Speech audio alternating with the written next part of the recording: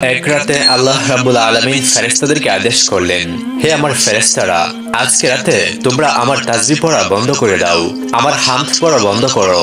আজকে রাত আমার বাধ্যতা ত্যাগ করো। আজকে রাতে জান্নাতুল ফেরদৌসকে পোশাক ও অলংকার দ্বারা সুসজ্জিত করো। হে জিব্রাইল, আমার এই বার্তাটি মিকাইলকে শুনিয়ে দাও, সে যেন রিজিকের চাবিকে নিজের হাত থেকে নামিয়ে দেয়। হে জিব্রাইল, তুমি ইসরাফিলকেও বলে দাও, সে যেন কিছু সময়ের জন্য তার কাছ থেকে বিরত থাকে। তুমি আজরাইলকেও বলে দাও, সে যেন একটু সময়ের জন্য রূহকে কবজ করা থেকে হাত উঠিয়ে নেয়। জান্নাতের ফেরেশতা রিজওয়ানকে বলে দাও, জান্নাতকে সুসজ্জিত করতে। জাহান্নামের ফেরেশতা মালিককে বলে দাও, সে যেন দুজকের দরজায় তালা লাগিয়ে দেয়। উন্মুক্ত রূহ যেগুলো বিচরণ করছে তাদেরকে বলে দাও, রাস্তা থেকে যেন সরে দাঁড়ায়, আর তারা যেন সকলে জান্নাতের মহলের ছাদের উপর দাঁড়িয়ে থাকে। জান্নাতের ছাদের উপর এমন ভাবে দাঁড়িয়ে যাও যাতে করে এটি বোঝা যায় যে তোমরা রাব্বে কারিমের হাবিবের জন্য অপেক্ষা করছো। সুবহানাল্লাহ। মাশরিক থেকে মাগরিব পর্যন্ত যতগুলো কবর আছে তাদের কবর থেকে সাময়িক সময়ের জন্য আযাব তুলে নাও। আজকের রাত শবে মেরাজ। আমার মাহবুব মুহাম্মদ মুস্তাফা সাল্লাল্লাহু আলাইহি ওয়াসাল্লামকে স্বাগত জানানোর জন্য তৈরি হয়ে যাও। রাব্বে ইলাহির হুকুমে চোখের পলকে সবকিছু পরিবর্তন হয়ে যায়। অতঃপর আল্লাহ সুবহানাহু ওয়া তাআলা জিবরাইল আলাইহিস সালামকে পুনরায় হুকুম করলেন, ও হে জিবরাইল, তোমার সাথে করে ৭০,০০০ ফেরেশতা নিয়ে যাও। আল্লাহ পাকের হুকুম শোনা মাত্র জিবরাইল আলাইহিস সালাম জান্নাতে চলে গেলেন এবং সেখানে তিনি একটি বাহনের ব্যবস্থা করলেন, যে বাহন আজ পর্যন্ত না তো কোনো শাহেনশার ভাগ্যে জুটেছে আর না তো কেউ ওই বাহনের বিষয়ে কোনোদিন চিন্তা করেছে। এটা এমন এক বাহন যা কোনো মানব চক্ষু কোনোদিন দেখেনি, কেউ এই বাহনের সম্পর্কে চিন্তাও করতে পারেনি। আর সে বাহনের নাম হলো বুরাক। এটা এমন এক বাহন যার সম্পর্কে নবী করিম সাল্লাল্লাহু আলাইহি ওয়াসাল্লামের কোনো ধারণা ছিল না, এমনকি তিনি এমন কোনো বাহনে ইতিপূর্বে আরোহণও করেননি। মাহে রজবের ২৭ রাত, আকাশ সম্পূর্ণ পরিষ্কার, বাতাসের এক অদ্ভুত পরিবেশ, চারপাশে সুঘ্রাণ।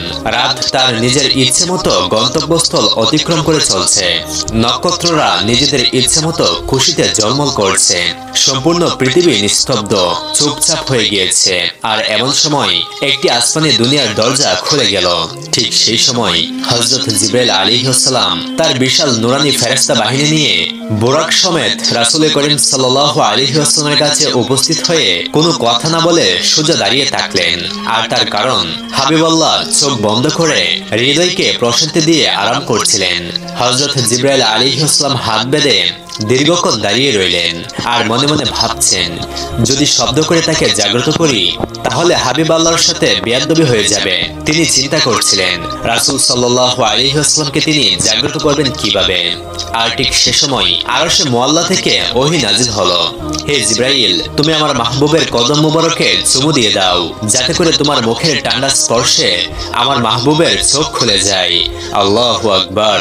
তারপর জিবরাইল আলাইহিস সালাম রাসূল সাল্লাল্লাহু আলাইহি ওয়াসাল্লামের দিকে এগিয়ে গেলেন এবং নিজের ঠোঁট দিয়ে যখন জিবরাইল আলাইহিস সালাম মুহাম্মদ মুস্তাফা সাল্লাল্লাহু আলাইহি ওয়াসাল্লামের কদমে চুমু দিলেন, তখন হযরত জিবরাইল আলাইহিস সালামের ঠোঁটের স্পর্শ পেয়ে রাসূল করিম সাল্লাল্লাহু আলাইহি ওয়াসাল্লামের নিদ্রা ভেঙে গেল।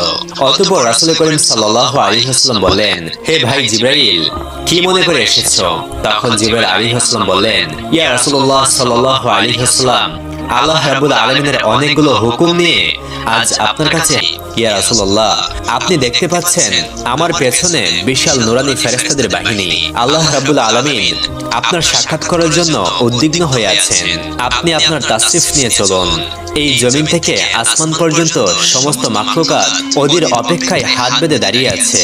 ইয়া হাবিবাল্লাহ, শুধুমাত্র আপনাকে এক নজর দেখার জন্য, আপনাকে স্বাগত জানানোর জন্য তারা অপেক্ষমান।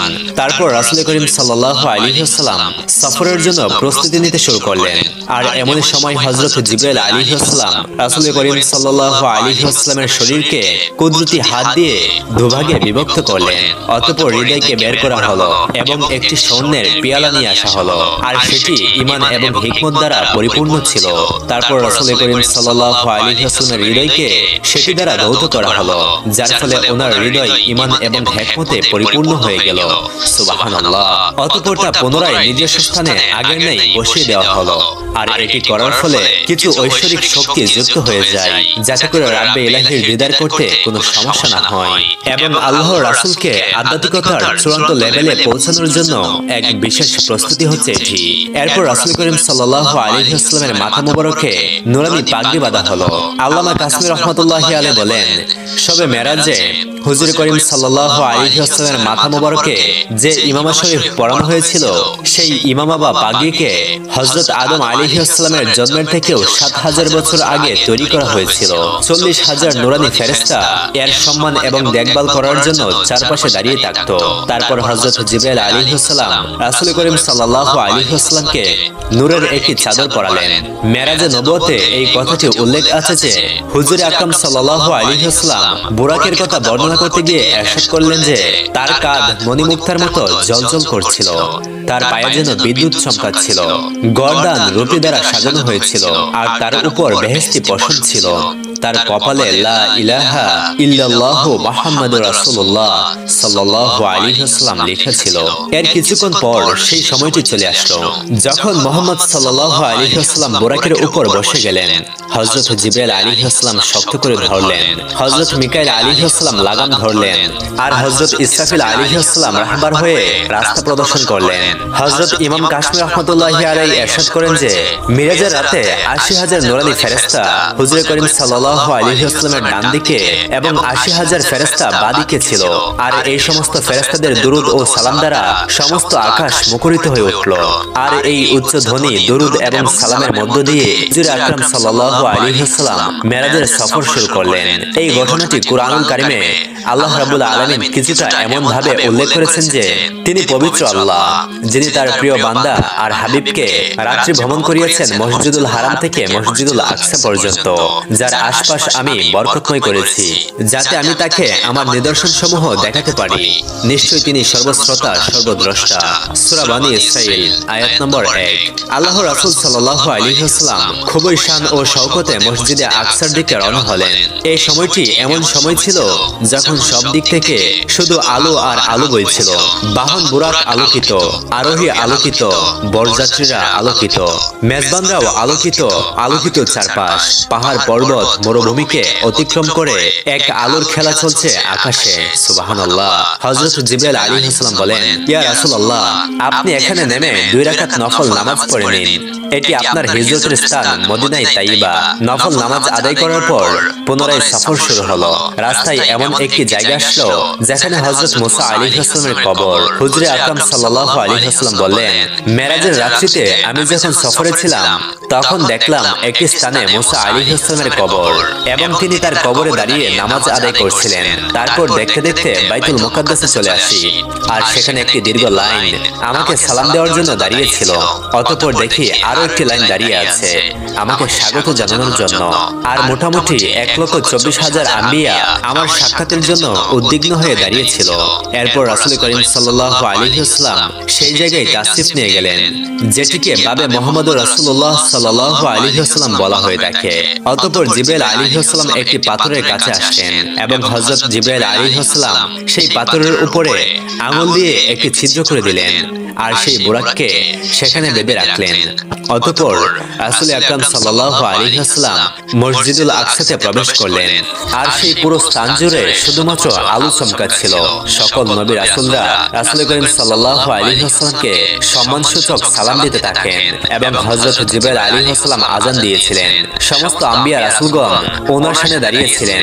যখন কাতার ঠিক হয়ে গেল তখন রাসূল করিম সাল্লাল্লাহু আলাইহি ওয়াসাল্লাম এগিয়ে গিয়ে ইমামতি শুরু করলেন, আর সমস্ত আম্বিয়া কেরাম রাসূলুল্লাহ সাল্লাল্লাহু আলাইহি ওয়াসাল্লামের পেছনে ২ রাকাত নামাজ আদায় করলেন। আর এই নামাজ আদায় করার পর মুহাম্মদুর রাসূলুল্লাহ সাল্লাল্লাহু আলাইহি ওয়াসাল্লাম ইমামুল মুরসালিন ওয়ান নাবিয়িন উপাধি পেয়ে গেলেন। এ সময় মালায়েকা এবং আম্বিয়াগণ সকলে দাঁড়িয়েছিলেন, কেননা বাইতুল মুকাদ্দাসে এমন দৃশ্য তারা আর কখনো দেখেনি। আর সেখান থেকে উঠতে শুরু করলো মহত্ব আর উচ্চতার পতাকা। তারপর আরো একবার দুরূদ সালামের প্রতিধ্বনি হয়ে আকাশ কেঁপে উঠল, নূরে নূরান্বিত চারপাশ। অতঃপর রাসূল করিম সাল্লাল্লাহু সাল্লাল্লাহু আলাইহি ওয়াসাল্লাম পুনরায় উর্দু আকাশের দিকে যাত্রা শুরু করলেন। রাসূলুল্লাহ সাল্লাল্লাহু আলাইহি ওয়াসাল্লাম নিজের ভাষায় বলেন, আমি যে বাহনে ছিলাম তার নাম বুরাক। এই বাহনের গতি সম্পর্কে শুধু এতটুকুই বলবো, চোখের পলকের শেষ বিন্দুতে এই বুরাকের প্রথম পা ছিল। আল্লাহু আকবার। তারপর সঙ্গে সঙ্গে প্রথম আসমানে চলে আসলো। হযরত জিবরাইল আলাইহিস সালাম দরজা খটখট করলেন। প্রথম দরজার দারোয়ান জিজ্ঞাসা করলেন, কে? অপার থেকে জিবরাইল আলাইহিস সালাম জবাব দিল, আমি জিবরাইল। তখন দারোয়ান জিজ্ঞাসা করলেন, কিন্তু আপনার সঙ্গে কে? জিবরাইল আলাইহিস সালাম বললেন, মুহাম্মদ মুস্তাফা সাল্লাল্লাহু আলাইহি ওয়াসাল্লাম। তখন দারোয়ান বললেন, মারহাবা। এরপর দরজা খুলে দেওয়া হলো এবং আসমান হুজুর সাল্লাল্লাহু আলাইহি ওয়াসাল্লামকে স্বাগত জানালো। দ্বিতীয় আসমানে হযরত ঈসা আলাইহিস সালাম এবং হযরত ইয়াহইয়া আলাইহিস সালামের সাথে হুজুর করিম সাল্লাল্লাহু আলাইহি ওয়াসাল্লামের সাক্ষাৎ হলো। তৃতীয় আসমানে হযরত ইউসুফ আলাইহিস সালামের সাথে সাক্ষাৎ হলো। চতুর্থ আসমানে হযরত ইদ্রিস আলাইহিস সালাম। পঞ্চম আসমানে হযরত হারুন আলাইহিস সালাম। ষষ্ঠ আসমানে হযরত মুসা আলাইহিস সালাম এবং সপ্তম আসমানে আল্লাহর বন্ধু এবং মুসলিম জাতির পিতা ইব্রাহিম খলিলুল্লাহর সাথে সাক্ষাৎ হলো এবং তিনি মুহাম্মদ সাল্লাল্লাহু আলাইহি ওয়াসাল্লামকে স্বাগত জানালেন। সুবহানাল্লাহ। অপর একটি ঘটনা, একদা মহানবী রাসূল সাল্লাল্লাহু আলাইহি ওয়াসাল্লামের একজন সাহাবী হযরত জাবির রাদিয়াল্লাহু তাআলা আনহু দয়াল নবী সাল্লাল্লাহু আলাইহি ওয়াসাল্লামকে ওনার বাড়িতে দাওয়াত করলেন। ফলে নবী করিম সাল্লাল্লাহু আলাইহি ওয়াসাল্লাম সাহাবীর দাওয়াত কবুল করলেন। তাই হযরত জাবির খুশিতে আত্মহারা হয়ে বাড়িতে চলে গেলেন। বাড়িতে গিয়ে স্ত্রীকে খুশির খবরটা দিলেন আর মেহমানদারির জন্য প্রস্তুতি নিতে লাগলেন এবং তিনি বড় ছেলে আব্দুল্লাহকে নিয়ে খাসি জবাই করলেন। অতঃপর যখন হযরত জাবের অন্য কোনো কাজের জন্য ঘর থেকে বাইরে চলে গেলেন, তখন হযরত জাবেরের ছোট ছেলে ঘুম থেকে উঠে খাসি তালাশ করতে লাগলো। তখন বড় ভাই তাকে বলে যে খাসিটিকে জবাই করা হয়েছে। ফলে ছোট ভাই বায়না ধরলো যে খাসি কিভাবে জবাই করে আমাকে তো দেখাও। ফলে অকথ্য বড় ভাই ছুরি হাতে করে ঘরের পেছনে গিয়ে বলল, এখানে খাসিটি জবাই করা হয়েছে। ছোট ভাই জানতে চাইলো কিভাবে জবাই করা হয়েছে। বর্ণনা করে বুঝাতে না পেরে অবশেষে বড় ভাই বলল, তাহলে তুমি মাটিতে শুয়ে পড়ো, আমি তোমাকে দেখাই। ছোট ভাই মাটিতে শুয়ে পড়লো। বড় ভাই তার গলায় ছুরি ছড়িয়ে জবাই করার নমুনা দেখাতে গিয়ে ছোট ভাইকে সত্যি সত্যি জবাই করে ফেললো। বড় ভাই যখন দেখলো ছোট ভাইয়ের গলা থেকে রক্ত গড়িয়ে পড়ছে, সে ছটফট করতে করতে একসময় নিস্তেজ হয়ে গেছে। তখন সে বুঝলো ব্যাপারটি আসলে কি ঘটেছে। আতঙ্কিত হয়ে সে নিকটবর্তী এক খেজুর গাছের চূড়ায় উঠে আত্মগোপন করে রইল। এদিকে হযরত জাবের পুত্রের খুঁজে বাড়ির পেছনে এসে ছোট ছেলের অবস্থা দেখে থমকে গেলেন। অতঃপর তাকে বুকে করে স্ত্রীর কাছে গিয়ে বললেন, তাড়াতাড়ি একটি কম্বল নিয়ে এসো, বাচ্চাটিকে শুইয়ে দেই। ছেলের এই অবস্থা দেখে মা চিৎকার করে কাঁদতে লাগলেন। তখন হযরত জাবের সান্ত্বনা দিয়ে বললেন, আজ আমাদের শোক প্রকাশের দিন না, আমাদের দুঃখ দেখে নবীজিও দুঃখিত হবেন। অতএব ধৈর্য ধারণ করো, কষ্ট হলেও মুখে হাসি ফুটিয়ে তোলো। তারপর তারা দুজনে মিলে ছোট ছেলেকে কম্বল মুড়ে রান্নাঘরের পেছনে রেখে আসলেন। স্ত্রী রান্নার কাজে মন দিলেন। হযরত জাবের বের হলেন বড় পুত্র আব্দুল্লাহকে খুঁজে। বাড়ির পেছনে গিয়ে ছেলের নাম ধরে জোরে ডাক দিলেন। গাছের উপরে আত্মগোপন করে বড় ছেলে সব ঘটনা প্রত্যক্ষ করছিল আর ভয়ে কাঁপছিল। পিতার ডাক শুনে সে ভাবলো, এখন পালাতে না পারলে আব্বার হাতে ধরা পড়তে হবে। ধরা পড়লে আর রক্ষা থাকবে না। তাই পালানোর উদ্দেশ্যে গাছ থেকে লাফিয়ে পড়ে আঘাতপ্রাপ্ত হয়ে সেও মৃত্যুর কোলে ঢলে পড়ল। পিতা কাছে গিয়ে দেখেন আব্দুল্লাহর দেহে প্রাণের স্পন্দন নেই। তাই বড় ছেলেকে কোলে তুলে তিনি বাড়ির ভেতর প্রবেশ করলেন। স্ত্রীকে ডেকে বললেন আরেকটি কম্বল নিয়ে আসার জন্য। বড় ছেলের এই অবস্থা দেখে দরদি মা পুনরায় আর্তনাদ করে উঠলেন।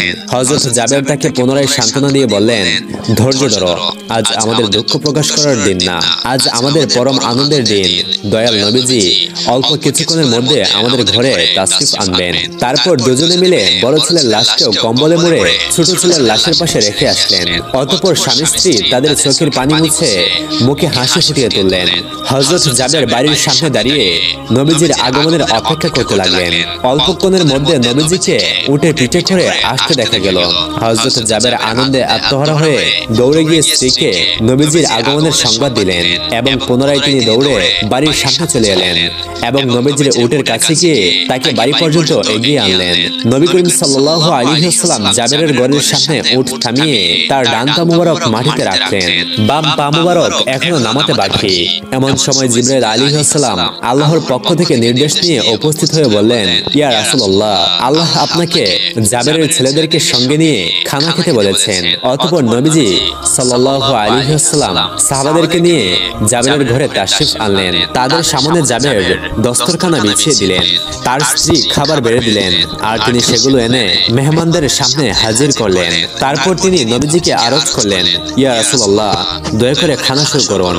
তখন নবীজি সাল্লাল্লাহু আলাইহি ওয়াসাল্লাম বললেন, হে জাবের, তোমার ছেলেরা কোথায়? তাদেরকে ডাকো। হযরত জাবের বললেন, ইয়া হাবিবাল্লাহ, আপনি দয়া করে খেয়ে নিন, ছেলেদেরকে আমি পড়লেন, তোমার ছেলেদেরকে ডেকে নিয়ে আসো, আমি তাদেরকে সাথে নিয়ে খাবো। তখন হযরত জাবের ও তার স্ত্রী হাত জোর করে পুনরায় বললেন, ইয়া রাসূলুল্লাহ, আপনি খানা খেয়ে নিন, আমরা তাদেরকে ডেকে দিচ্ছি। তখন নবীজি সাল্লাল্লাহু আলাইহি ওয়াসাল্লাম বললেন, হে জাবের, এইমাত্র জিবরাইল ফেরেশতা আমাকে আল্লাহর নির্দেশ জানিয়ে গেলেন আমি যেন তোমার ছেলেদেরকে সাথে নিয়ে খানা খাই। নবীজির এমন কথা শুনে হযরত জাবের ও তার স্ত্রী আর ধৈর্য ধারণ করতে পারল না। তারা চিৎকার করে কেঁদে কেঁদে সমস্ত ঘটনা খুলে বললেন। তখন নবীজি সাল্লাল্লাহু আলাইহি ওয়াসাল্লাম হযরত জাবেরকে বললেন, তোমার ছেলেদের কাছে গিয়ে বলো আল্লাহর নবী তাদেরকে ডেকেছেন। অতঃপর হযরত জাবের নবীজির নির্দেশ মোতাবেক ছেলেদের লাশের সামনে গিয়ে তা বললেন। সঙ্গে সঙ্গে তারা দুজন আল্লাহু আকবার বলে উঠে নবীজির কাছে দৌড়ে চলে গেল। তারপর আল্লাহর নবী হযরত মুহাম্মদ সাল্লাল্লাহু আলাইহি ওয়াসাল্লাম জাবেরের দুই সন্তানকে নিয়ে খানা খেলেন। সুবহানাল্লাহ। হযরত তামিম আদ-দারি রাদিয়াল্লাহু তাআলা বর্ণনা করেন, একবার আমরা রাসূলুল্লাহ সাল্লাল্লাহু আলাইহি ওয়াসাল্লামের খেদমতে হাজির হলাম। তখন আমরা দেখতে পেলাম যে একটি উট দৌড়তে দৌড়তে রাসূলুল্লাহ সাল্লাল্লাহু আলাইহি ওয়াসাল্লামের মাথার কাছে এসে দাঁড়িয়ে গেল।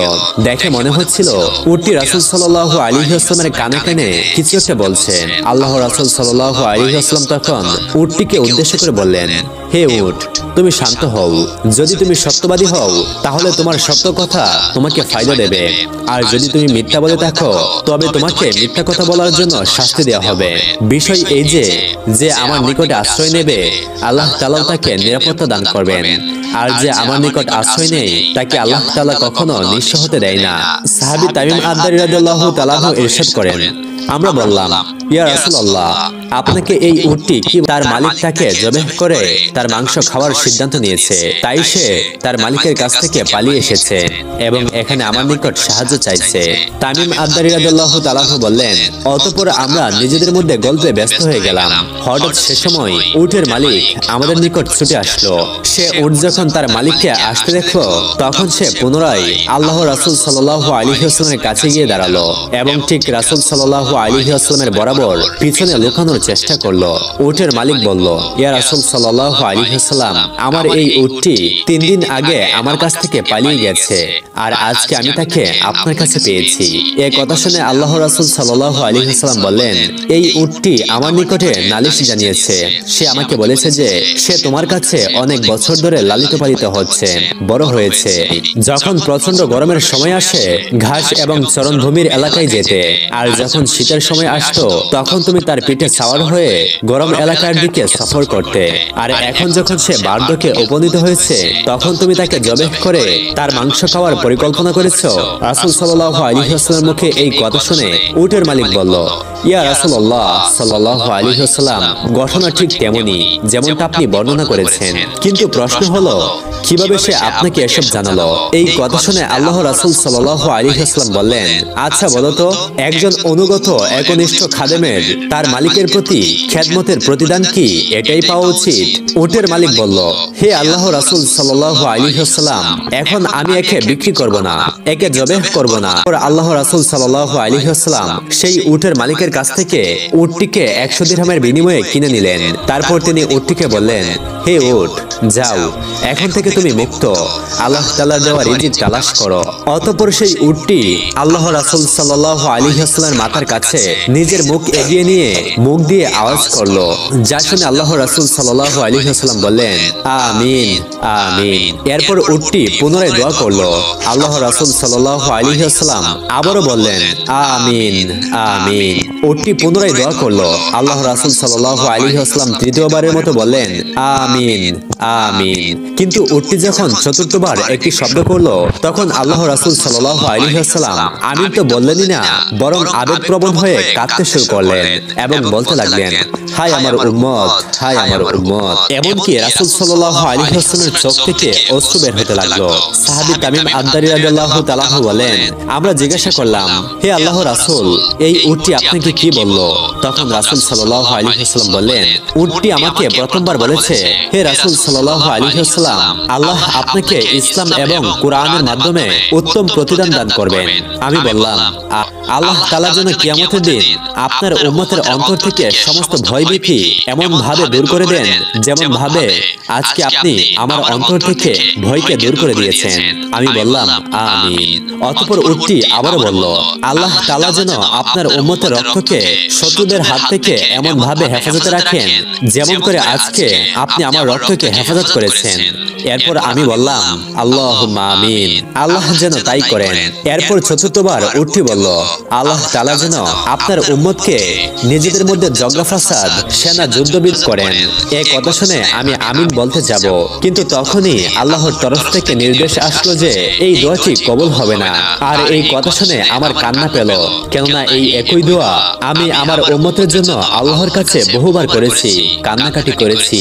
হে আল্লাহ, আপনি আমার উম্মতদেরকে অভ্যন্তরিত ফিতনা, ঝগড়া ফাসাদ এসব থেকে রক্ষা করুন। কিন্তু আল্লাহ তাআলা আমার প্রথম 3টি দোয়া কবুল করলেও সেই 2টি দোয়া কবুল করেননি। আমাকে আল্লাহর পক্ষ থেকে জানিয়ে দিয়েছেন যে, হে রাসূল সাল্লাল্লাহু আলাইহি ওয়াসাল্লাম, আপনার উম্মতদের মধ্যে সর্বশ্রেষ্ঠ ফিতনা হচ্ছে যে পরস্পর ছোটখাটো ত্রুটি বিচ্ছুতি নিয়ে একজন আরেকজনকে ফতোয়াবাজি করবে, ফিতনাবাজি করবে, ঝগড়াঝাটি করবে এবং এসব করে এরা ধ্বংস হয়ে যাবে। বাহিরের শত্রু যখন এদেরকে আক্রমণ করবে, তখন এরা অভ্যন্তরিত দ্বন্দ্ব কলহে ব্যস্ত থাকবে। এসব কিছু যা ঘটবে সবই তকদিরে লেখা হয়ে গিয়েছে। কাজেই এক্ষেত্রে আল্লাহ আপনার দোয়া কবুল করবেন না। আল্লাহু